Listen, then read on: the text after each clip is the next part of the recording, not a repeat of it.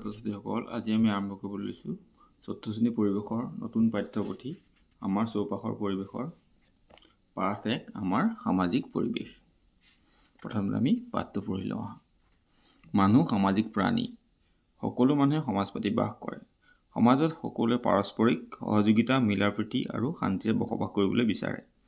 সুখ শান্তি আৰু সামাজিক উন্নতিৰ কাৰণে আমি সমাজৰ নীতি নিয়ম, আইন কানুন মানি চলিব লাগে।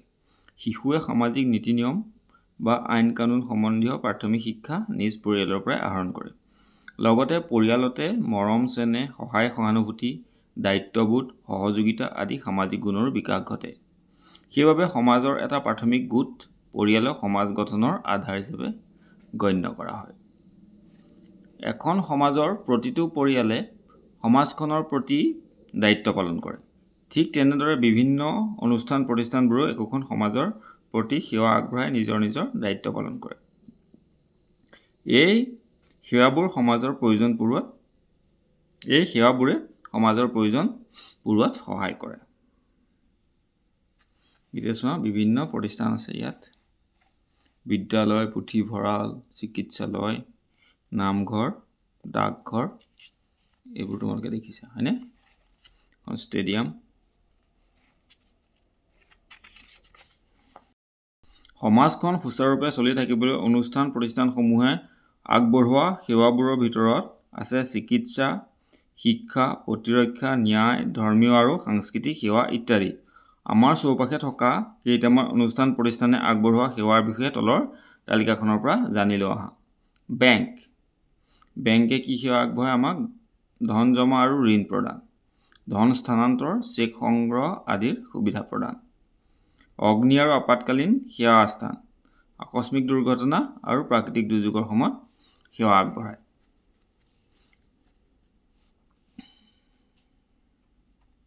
আৰক্ষী চকীয়ে আইন শৃংখলা আৰু শান্তি প্ৰতিষ্ঠা কৰা, অপৰাধৰ অনুসন্ধান, চিনাক্তকৰণ আৰু প্ৰতিৰোধ কৰে। চিকিৎসালয়ত ৰোগীৰ ৰোগ নিৰ্ণয় আৰু চিকিৎসা আৰু স্বাস্থ্যসেৱা প্ৰদান। পশু চিকিৎসালয়ত পশু পক্ষীৰ ৰোগ নিৰ্ণয়, চিকিৎসা আৰু স্বাস্থ্যসেৱা প্ৰদান। ষ্টেডিয়ামত খেলা ধূলা বা অন্যান্য অনুষ্ঠানৰ বাবে ব্যৱস্থা, দৰ্শকৰ বাবে আসন বা গেলাৰীৰ ব্যৱস্থা। বজাৰ, কিনোতা আৰু বেচোতাৰ সমাৱেশ ঘটে আৰু বস্তু কিনা বেচা চলে। পুথিভঁৰাল, কিতাপ, আলোচনী, বাতৰি কাকত আদি পঢ়াৰ সুবিধা। কিতাপ ঘৰলৈ আনি পঢ়া আৰু ঘূৰাই দিয়াৰ নিৰ্দিষ্ট নিয়ম থাকে। ডাকঘৰ, এখন ঠাইৰ পৰা আন এখন ঠাইলৈ চিঠি পত্ৰ, ডাক টোপোলা আদি আদান প্ৰদানৰ ব্যৱস্থা, ধন জমা ৰখাৰো ব্যৱস্থা। এতিয়া তোমালোকৰ অঞ্চলত কি কি অনুষ্ঠান প্ৰতিষ্ঠান আছে, সেইবোৰ থকাৰ বাবে তোমালোকৰ কি কি সুবিধা হৈছে এইটো আলোচনা কৰিবা। তলত দিয়া বৃত্তিধাৰী লোকসকলে কোনটো অনুষ্ঠান প্ৰতিষ্ঠানৰ লগত জড়িত হৈ আছে লিখা।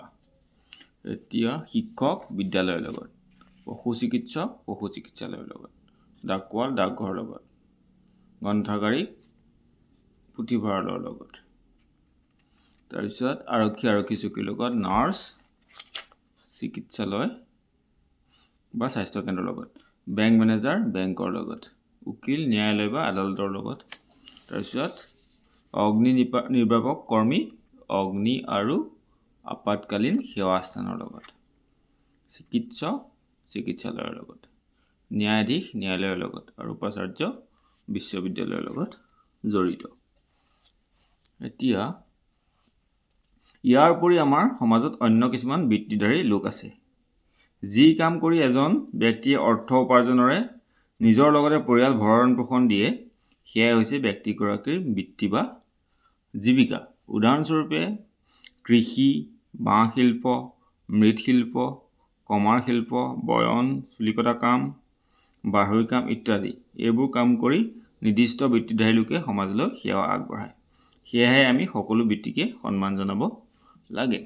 সকলোৱে বেলেগ বেলেগ কাম কৰি নিজৰ নিজৰ জীৱিকা পালন কৰে, হয়নে? আৰু প্ৰত্যেকেই সমাজৰ কাৰণে সেৱা আগবঢ়ায়। কৃষকজন নহ'লেও আমি শাক পাচলিৰ পৰা ধান মাহ একো নাপাওঁ, শাক পাচলিৰ পৰা আৰম্ভ কৰি। ঠিক সেইদৰে চুলি কটা মানুহজন যদি নাথাকে তেতিয়াও আমাৰ চুলি কাটিবলৈ অসুবিধা হ'ব, প্ৰত্যেকেই নিজৰ নিজৰ কাম কৰি সমাজলৈ সেৱা আগবঢ়াই আছে। গতিকে আমি সকলো ব্যক্তিকে, সকলো বৃত্তিৰ লোককে সমানেই সন্মান জনাব লাগে। হ'ব, এতিয়া চোৱা, এতিয়া খেতিয়ক শস্য উৎপাদন কৰে, ইলেক্ট্ৰিচিয়ানে বৈদ্যুতিক কাম কৰে, হয়নে? ৰাজমিস্ত্ৰীয়ে পকী ঘৰ সজা আদি কাম কৰে, পকী ঘৰ সাজে, হয়নে? ৱাল বনায়, মেৰামতি কৰে। পাইপ মিস্ত্ৰীয়ে পানী যোগানৰ পাইপৰ কাম কৰে। চাফাই কৰ্মীয়ে বিভিন্ন চাফাই কৰে, হয়নে? আৰু মোবাইল মেৰামতিকাৰীয়ে মোবাইল ফোন মেৰামতি কৰে। ইয়াৰ পিছত আছে সামাজিক সম্প্ৰীতি আৰু সহযোগিতা। আমাৰ সমাজত সুখ দুখ বিপদ আপদৰ সময়ত সকলোৱে সহায় সহযোগিতা আগবঢ়ায়। সেইদৰে উৎসৱ পৰৱো সকলোৱে মিলিজুলি পালন কৰোঁ। এইবোৰ পৰম্পৰা অতীজৰ পৰা চলি আহিছে। উদাহৰণস্বৰূপে ভোগালী বিহুৰ উৰুকাত ভেলাঘৰ সাজি ভোজ ভাত খোৱা, নামঘৰত ভাওনা সভা পতা, খেতি চপোৱাৰ পাছত ন খোৱা আদি। এইবোৰ কাম সকলোৱে মিলিজুলি পালন কৰে।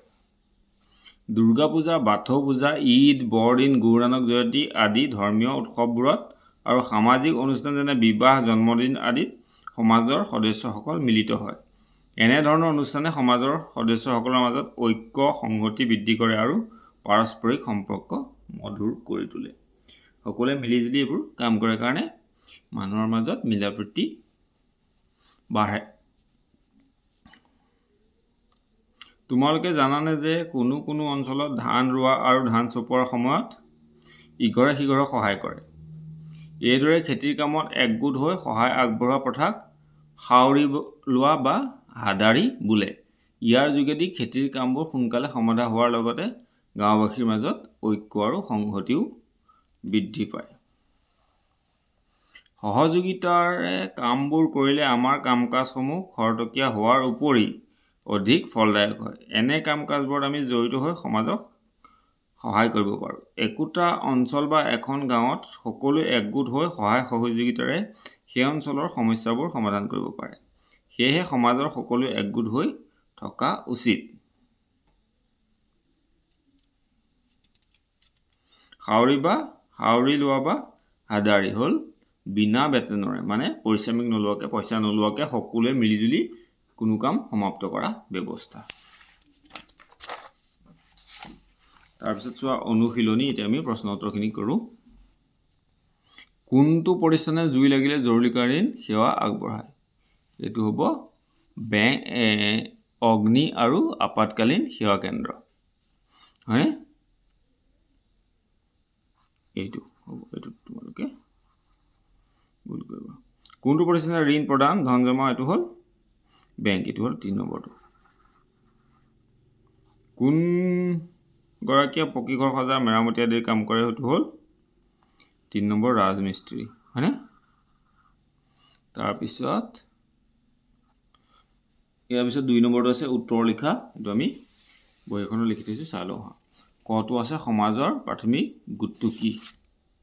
এইটো হ'ল সমাজৰ প্ৰাথমিক গোটটো হৈছে পৰিয়াল। খটো আছিলে সমাজৰ সকলোৱে সহযোগিতাত পালন কৰা উৎসৱ এটা বিহু। আৰু তেনেকুৱা বহুতো উৎসৱ আছে, তোমালোকে লিখিলেই হ'ব।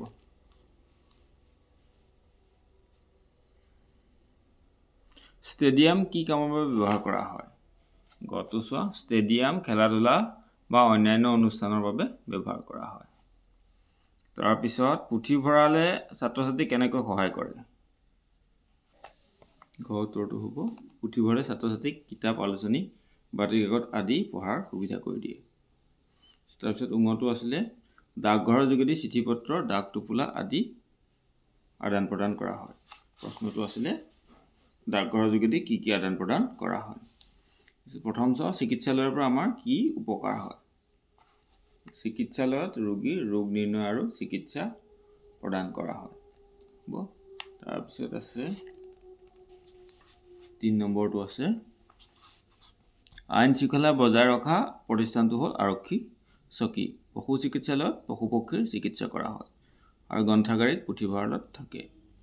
এতিয়া 4 নম্বৰটো আছে পাঠত উল্লেখ কৰা যিকোনো এটা অনুষ্ঠান প্ৰতিষ্ঠানলৈ গৈ তাৰ কাম কাজবোৰ নিৰীক্ষণ কৰি সেই বিষয়ে এটি টোকা লিখা। তোমালোকে যিকোনো এটা অনুষ্ঠানলৈ যাবা, হয় ডাকঘৰলৈ যাবা, নহয় চিকিৎসালয়লৈ যাবা, নহ'লে পুথিভঁৰাললৈ যাবা, গৈ পেলাই তাৰ কাম কাজবোৰ কি হয় লিখি পেলাই সেইটো লিখি তোমালোকে বিদ্যালয়ত ছাৰ বাইদেউক দেখুৱাবা। এতিয়া আমি 5 নম্বৰ আৰু 6 নম্বৰ প্ৰশ্নৰ উত্তৰটো কৈ দিছোঁ। এইটো তোমালোকৰ চবৰে বেলেগ বেলেগ হ'ব, সকলোৱে বেলেগ বেলেগ হ'ব কাৰণে মই এইটো লিখি দিয়া নাই, বাকী এই দুটা লিখি দিছোঁ। হ'ব। 5 নম্বৰ উৎসৱ পৰ্বৰ জৰিয়তে সামাজিক একতা কিদৰে বৃদ্ধি পায় লিখা। উৎসৱ পৰ্বত সমাজৰ সদস্যসকল মিলিত হয়। সকলোৱে মিলিজুলি সহায় সহযোগিতাৰে উৎসৱ পৰব পালন কৰে। ফলত সমাজৰ লোকসকলৰ মাজত একতা বৃদ্ধি পায়। 6 নম্বৰটো আছিলে পৰিয়ালক সমাজ গঠনৰ আধাৰ বুলি কিয় কোৱা হয়। সমাজৰ উন্নতি আৰু সুখ শান্তিৰ বাবে মানি চলিবলগীয়া নিয়ম শিশুৱে পৰিয়ালৰ পৰাই আহৰণ কৰে। পৰিয়ালতে মৰম চেনেহ, সহায় সহানুভূতি, দায়িত্ববোধ, সহযোগিতা আদি সামাজিক গুণৰো বিকাশ ঘটে। সেইবাবে পৰিয়ালক সমাজ গঠনৰ আধাৰ বুলি কোৱা হয়। হ'ব। এইটো পাঠ ইমানতে শেষ হৈছে। ইয়াৰ পিছত আমি ইয়াৰ পিছৰ পাঠসমূহ কৰি যাম। তোমালোকে যদি ভিডিঅ'টো ভাল পোৱা তেনেহ'লে প্লিজ চেনেলটো ছাবস্ক্ৰাইব কৰি দিবা আৰু ভিডিঅ'টো লাইক শ্বেয়াৰ কৰি দিবা। Thank U.